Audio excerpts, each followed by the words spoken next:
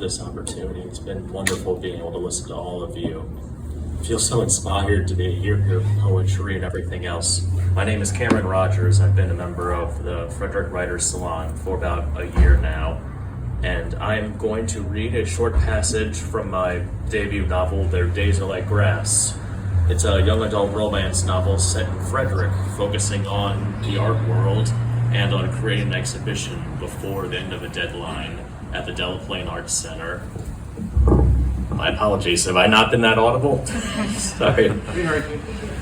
But it's been fascinating going through the self-publishing process, and this feels especially appropriate being that the protagonist is a transgender woman and being Pride Month and all. And I feel very honored to be able to represent people and to try to bring the sort of queer joy in books that you don't always often see.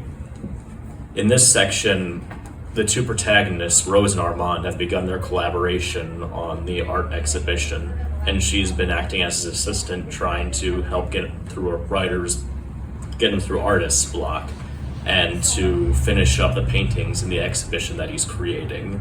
However, she still hasn't quite learned the full meaning behind the exhibition and is inquiring about that. Is there a separate theme tying all the paintings together, or are they all separate? Grief, he quickly answered her. It's about grief and coming to terms with it. He sounded a little sensitive about that topic. She figured that she should shift the conversation somewhere else before it got uncomfortable for him. Does the whole exhibit have a name? Rose asked. Armand shot to his feet and gathered his tools. Assembling lighter colors on the palette, he plopped down in front of the blank canvas and started work on a new painting. Don't mind me. I just had a great idea for the concept we discussed.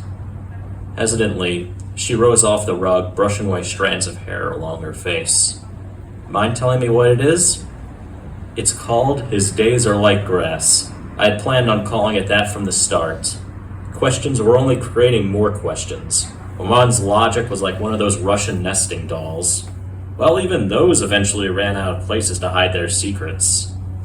And that means? Armand cleared his throat. As for man, his days are like grass. He flourishes like a flower of the field, for the wind passes over it, and it is gone, and the place knows no more. It sounded like scripture. She wished she had paid more attention in her Sunday school classes. I don't get it, she admitted. What does that mean? He leaned back over his chair, stopping short of tipping backwards. His hair dangled freely as he stuck his head over the edge, watching her from his upside-down perspective. It means, he softly explained, life is fleeting. Love is eternal. The sincerity in everything he did, the timid smile, the heartfelt explanation, the sympathetic stare, was almost overwhelming. She was getting swept away by his empathy. How could she even begin to express what that idea meant to her? Without thinking, she cupped his head in her hands and gently stroked his cheek. She froze. A choked gasp escaped his lips, and she realized far too late just what she had done. Oh God, what had she been thinking? Shaking his hand was one thing, but holding him so close like that, what had gotten into her? Why had she made a suggested move like that?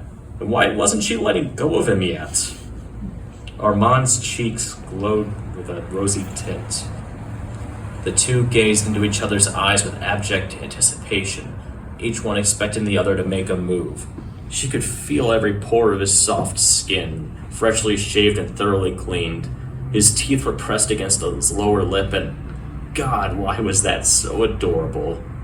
She wasn't sure if she wanted him to do next. What she did know was that if he allowed it, she might end up spending all day in that position. Would he allow it? Her thoughts were so muddled that she barely knew what to think. Ever so slowly, he lifted her hands off him. Their interlinked fingers slid apart as he brought her hands back by her sides. I think we should get back to work, Armand finally whispered. The way he said it, it sounded like he meant it regretfully, but no, that was absurd. She was letting her imagination run wild. Indulging silly fantasies like that was a waste of her time. You're right, no reason to dawdle. Neither of them mentioned the incident after that, nor the soothing sensation created by their hands meeting. But there wasn't any reason to do so, was there? It was all in her head. He wouldn't have brought it up because it never happened to him. In all likelihood, he had been embarrassed by that little gesture, and had been graceful enough to let it go without a fuss. So, why couldn't she completely convince herself of that?